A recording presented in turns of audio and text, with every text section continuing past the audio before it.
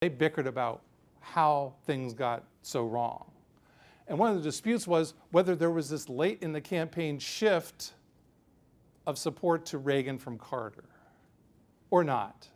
Some pollsters said, yep, that explains it. Others said, that's nonsense. We did not see such a shift late in the campaign. And really, it's still kind of, 42 years later, somewhat unresolved. I think the standard explanation is that, yes, there was this shift to Ronald Reagan late in the campaign, but it was a disputed analysis. It was not embraced unanimously.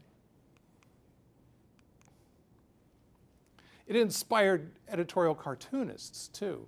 The polling failure of 1980 led Tony Auth of the Philadelphia Inquirer to put together this fairly imaginative and a bit insulting